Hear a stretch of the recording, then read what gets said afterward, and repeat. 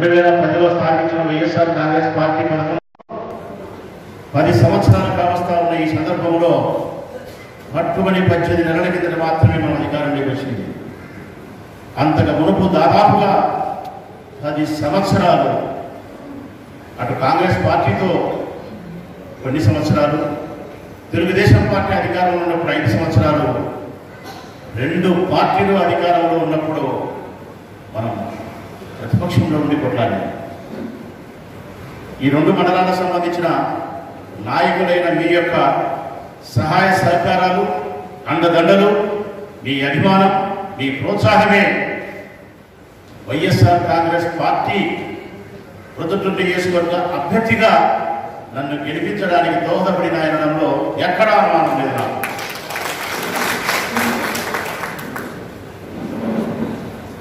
మీరే లేకపోతే ఈ ఎమ్మెల్యేనే లేడు. ఇది 100కి 100 నిజం.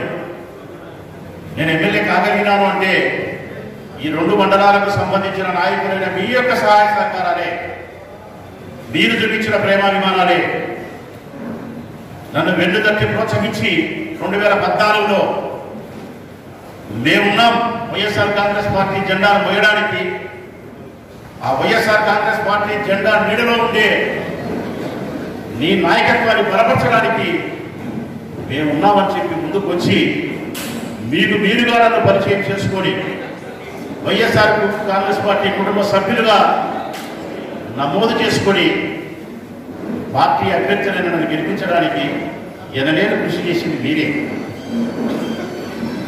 ఈ 10 సంవత్సరాల కాలంలో కూడా ఎన్నో పోరాటాలు చేసినాం. ప్రజా ఉపయోగమైన కార్యక్రమాల కోసం 2 ప్రభుత్వాల పైన మనం ఎన్నో ఉద్యమాలు చేసినాం, ధర్నాలు చేసినాం, రాస్తారోకోలు చేసినాం. రాజశేఖర రెడ్డి గారు, జగన్మోహన్ రెడ్డి గారు రైతు పక్షపాతం. ఈ 2 ప్రభుత్వాలు కూడా రైతులకు సంబంధించిన ప్రభుత్వాలు. ఈరోజు మన బలం అదే. గ్రామీణ ప్రాంతాల్లో జరిగే ప్రతి ఎన్నికకు మన బలం అదే. రైతులే మన బలం.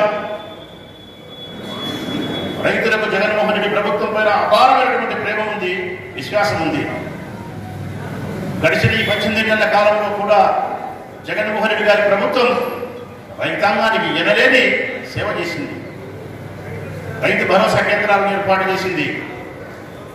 రైతు భరోసా కింద 13,500 రూపాయలు పంట పెట్టడానికి ఆర్థిక సహాయాన్ని అందించింది. ఇన్పుట్ సబ్సిడీని అందించింది. విత్తనాలను, ఎరువులను సకాలంలో అందించగలిగింది. నీటి ప్రాజెక్టును పూర్తి చేయడానికి వేల కోట్ల రూపాయలు మీకోసం ఖర్చు చేస్తూ ఉంది. ఎన్నికల్లో మనం గెలవడానికి జగన్మోహన్ రెడ్డి గారు ప్రవేశపెట్టిన సంక్షేమ పథకాలను ప్రచారం చేయండి. తక్కువ వ్యవధి ఉంది. రెండవది, మనలో ఉండే గ్రూపిజంలో ఎక్కడైనా ఏ పల్లెలో అయినా 2 గ్రూపులు 3 గ్రూపులు ఉండే పరిస్థితి ఉంటే నాకు తెలిసినంత వరకు 90% లేదు. ప్రొద్దుటూరు నియోజకవర్గంలో 1వ 6వ పల్లెలో ఎక్కడైనా 2-3 నాయకులు ఉంటే స్వచ్ఛందంగా మీకు మీరుగా 2-3 నాయకులు మీ గ్రామంలో మీరే కూర్చొని మాట్లాడుకోవాల్సిన పరిస్థితి ఉంది. మీకు ఎమ్మెల్యే రావాల్సిన అవసరం లేదు. గ్రామం మీది, అభివృద్ధి మీది, నాయకత్వం మీది. మీ సమస్యను మీరే పరిష్కరించుకోండి. పరిష్కరించుకునే పిమ్మట ఒక్క మాట నాకు చెబితే చాలా సంతోషపడతా. మా సమస్యను మేము పరిష్కరించుకోగలిగినాం. ఇదిగో మా అభ్యర్థి. ఈ అభ్యర్థికి ఆశీస్సులు, పార్టీ ఆశీస్సులు కావాలన్నంటే హృదయపూర్వకంగా నేను సందర్శిస్తా. ఓటర్ను ఆకర్షించడానికి చేసే చట్ట విరుద్ధమైన కార్యక్రమాలు తెలుగుదేశం పార్టీ చేసి వైఎస్ఆర్ కాంగ్రెస్ పార్టీకి సంబంధించిన మనుషులని ప్రచారం చేసి చట్టరీత్యా మనల్ని అనర్హులుగా చేసేదానికి కూడా ప్రయత్నం చేయొచ్చు. ఇది కూడా మనం గమనించుకోవాల్సిన అవసరం ఉంది. రెండవది, మనలో ఎక్కడైనా అనైక్యత ఉంటే, ఎక్కడైనా 2 మనుషులు ఉంటే వాళ్ళకు ఫోన్లు వస్తాయి తెలుగుదేశం పార్టీ దగ్గర నుంచి.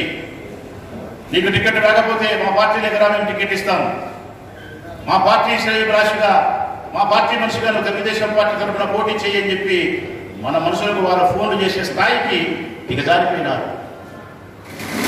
కారణం, స్వతంత్రంగా వారికి సంబంధించిన మనుషులు, తెలుగుదేశం పార్టీకి సంబంధించిన మనుషులు ఈ ప్రొద్దుటూరు నియోజకవర్గంలో 30 గ్రామ పంచాయతీలలో 22 గ్రామ పంచాయతీలలో మనుషులే లేరు.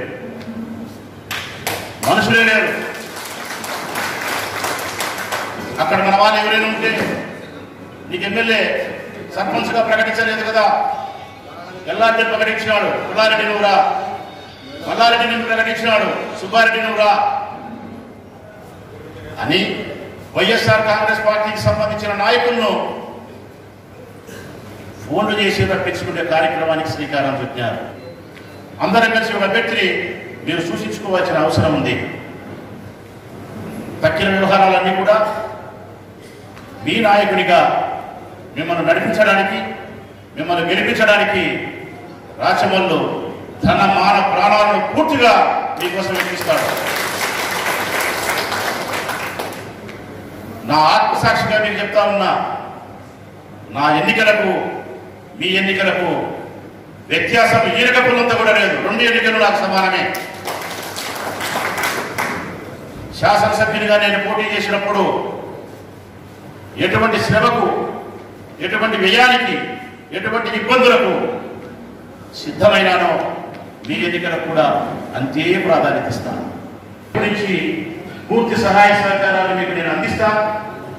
9వ తారీఖు ఎన్నికలు అయినంత వరకు మీరు పిలిచిన చిట్ట చివరికి 9వ తారీఖు సాయంకాలానికి ఎన్నికల ఫలితాలు వచ్చిన నాటికి ఈ విషయాన్ని మనం మన చెవులతో వినాలా, మన హృదయంతో ఆస్వాదించాలా.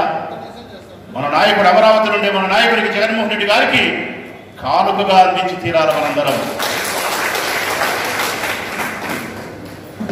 అట్టి విజయాన్ని నాకు మీరు అందించగలిగితే ఈ మొగాన్ని నాయకుడికి చూపించగలుగుతా. ఏదైనా పొరపాటు జరిగితే ఈ మొగాన్ని జగన్మోహన్ రెడ్డి చూపించే శక్తి, ధైర్యం నాకు లేదని కూడా మీకు తెలియజేస్తా ఉన్నా. నేను ఎట్టి పరిస్థితుల్లో మీరు పొరపాటు పడద్దు. ఒక్క గ్రామ పంచాయతీని కూడా మనం వదులుకోకూడదు. ప్రజాస్వామ్యంలో స్థానిక సంస్థలు అత్యంత బలోపేతమైనవి. ప్రజాస్వామ్యంలో సర్పంచ్ ఎన్నిక చాలా ప్రాధాన్యత కలిగింది. మీ గ్రామాన్ని మీరు అభివృద్ధి చేసుకోవాలన్నా, మన పార్టీని అభివృద్ధి చేసుకోవాలన్నా ఈ ఎన్నికలు అత్యంత ప్రాధాన్యత కలిగినవి. ఏ పార్టీ అయినా పటిష్టంగా ఉండాలంటే గ్రామీణ ప్రాంతంలో ఆ పార్టీ పటిష్టంగా ఉంటేనే ఆ పార్టీ చివరి వరకు కొనసాగలుగుతుంది. ఏ పార్టీకి సంబంధించిన వ్యక్తులు స్థానిక సంస్థల విజయాలు సాధించగలుగుతారో ఆ పార్టీకి సంబంధించిన నాయకులే గ్రామాన్ని అభివృద్ధి చేయగలుగుతారు. ఇది మనకు చక్కటి అవకాశం. మన పార్టీ కూడా అధికారంలో ఉంది. మీరు కూడా అధికారంలోకి రాగలిగితే అటు పార్టీ అధికారాన్ని ప్రభుత్వంలో ఉన్నాం కాబట్టి స్థానికంగా మీ పల్లెల్లో మీరు అధికారంలోకి వస్తే రెండింటినీ సమన్వయపరుచుకొని మీ గ్రామాన్ని మీరు అభివృద్ధి చేసుకునే దానికి ఆస్కారం ఉంటుంది. నిధులు ఇస్తామని ఇది అందరూ మనం స్వాగతించాల్సిన అంశం, మనం ఆనందించాల్సిన అంశం, గర్వంగా అందరికీ చెప్పాల్సిన అంశం. అందుకే నేను కూడా మన ప్రభుత్వం ఇచ్చిన నినాదానికి పూర్తిగా అంగీకరిస్తూ వాటిని స్వాగతిస్తూ మన 30 గ్రామ పంచాయతీల యొక్క అభివృద్ధి కోసం నేను కూడా గ్రామ పంచాయతీ అయితే ఏకగ్రీవం అవుతుందో ఆ ఏకగ్రీవమైనటువంటి పంచాయతీకి ఎమ్మెల్యే కోటా నుంచి వచ్చే నిధుల్లో ఎంత జనాభా ఉన్నప్పటికీ కూడా 20 లక్షల రూపాయలు మీకు నిధులు కేటాయిస్తారు. ఎన్ఆర్జీఎస్ ఫండ్స్ నుంచి కేటాయించే నిధులను నా ద్వారా వచ్చే నిధుల్లో ఏకగ్రీవమైన పంచాయతీకి 20 లక్షల రూపాయలు కేటాయిస్తారు. ఈ విషయాలన్నీ కూడా మీరు దృష్టిలో పెట్టుకోవాలి. 30 గ్రామ పంచాయతీలు మనం పిలిపించుకునే దానికి ప్రయత్నం చేయాలి. 29, 30, 31 నామినేషన్ల ప్రక్రియ ఈరోజు 27వ తారీఖున. రేపు సాయంకాలానికి రేపు రాత్రి 7 గంటల లోపల 30 గ్రామ పంచాయతీలకు సంబంధించిన అభ్యర్థులను కూడా మనం సెలెక్ట్ చేసుకోవాల్సిన అవసరం ఉంది. నాకు తెలిసినంత వరకు ఒక 24, 25 పంచాయతీల్లో మన అభ్యర్థులు కూడా ఖరారు చేసుకున్నాం. ఈ పాటికే ఏ 5-6 పంచాయతీలకు మాత్రమే మనం మాట్లాడుకొని ప్రకటించుకోవాల్సిన అవసరం ఉంది.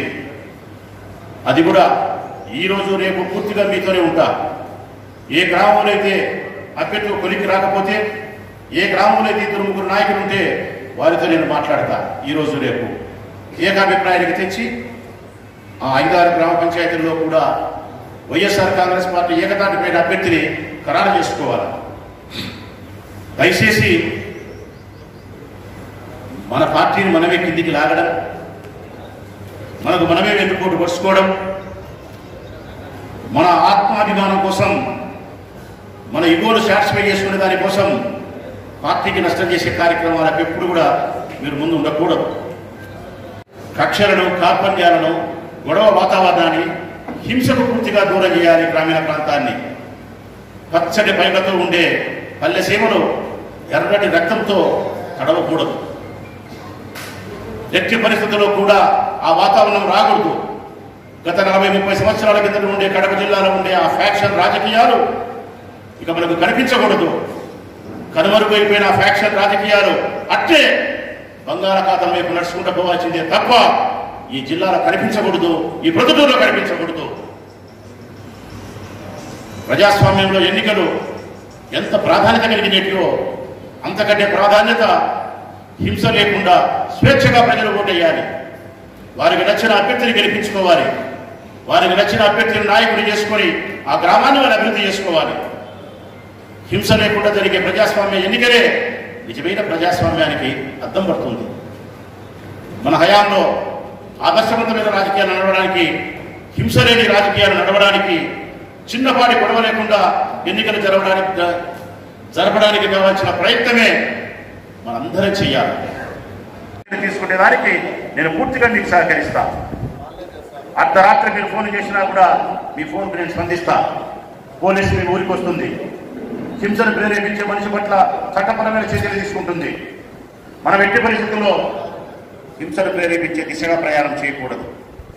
జగన్మోహన్ రెడ్డి గారి ఆదేశాలు కూడా ఇదే. గ్రామీణ ప్రాంతాల్లో ఎక్కడ కక్షలు ఉండకూడదు, ఎక్కడ హింసను ప్రేరేపించకూడదు, గ్రామం ప్రశాంతంగా ఉండాలా. మన కన్ను మనమే పొడుచుకుంటే నష్టం ఎవరికి? మనకే. ఎక్కడైనా 1-2-3 చోట్ల అభ్యర్థులను ఖరారు చేసుకునే విషయంలో భిన్నాభిప్రాయం ఉంటే మీ అభిప్రాయాలను ప్రజాస్వామ్య పద్ధతిలో ఈ నియోజకవర్గ ఇన్ఛార్జి నాయకుడైన నాకు విన్నవించాల్సిన బాధ్యత ఉంది. మీ అభ్యర్థులను స్వీకరించడానికి, వినడానికి నాకు ఓపిక ఉంది, నిష్పక్షపాతత ఉంది. ఇరు వర్గాల మధ్య భేదాభిప్రాయం ఉంటే ఇద్దరు నాకు సమానమే. వారిద్దరూ వైఎస్ఆర్ కాంగ్రెస్ పార్టీ వారే. వారి అభిప్రాయాలను ఆశాంతము నేను వింటా. వారి ఇరువురిలో ఏ అభ్యర్థి అయితే గెలుపుకు దగ్గరగా ఉంటాడో, ఏ అభ్యర్థిని అయితే ప్రజలు స్వీకరిస్తారో నిష్పక్షపాతంగా, నిజాయితీగా పార్టీ ప్రయోజనం కోసం ఆ అభ్యర్థిని ఖరారు చేసినప్పుడు రెండవ వారు పూర్తిగా వైఎస్ఆర్ కాంగ్రెస్ పార్టీ జెండాకు సహకరించాలి. సహకరించకపోతే తప్పనిసరిగా వారిపైన కఠినమైన చర్యలు పార్టీ తీసుకుంటుంది. ఇందులో అనుమానం లేదు. వైఎస్ఆర్ కాంగ్రెస్ పార్టీ కేంద్ర కార్యాలయం నుంచి కూడా మనకిస్తా ఉండే సందేశాలు ఇవి. ఎప్పటికప్పుడు ఇంటెలిజెన్స్ రిపోర్ట్స్ కూడా వాళ్ళు తెప్పించుకుంటారు. ఇక్కడ ఎవరైనా వైఎస్ఆర్ కాంగ్రెస్ పార్టీ అభ్యర్థులకు వైఎస్ఆర్ కాంగ్రెస్ పార్టీ వాళ్ళు వెన్నుపోటు పొడిచే ప్రయత్నం చేస్తే వారు పార్టీకి దూరమయ్యే ప్రమాదం ఉంది. ఇవన్నీ మీరు తెలుసుకోవాల్సిన అవసరం ఉంది.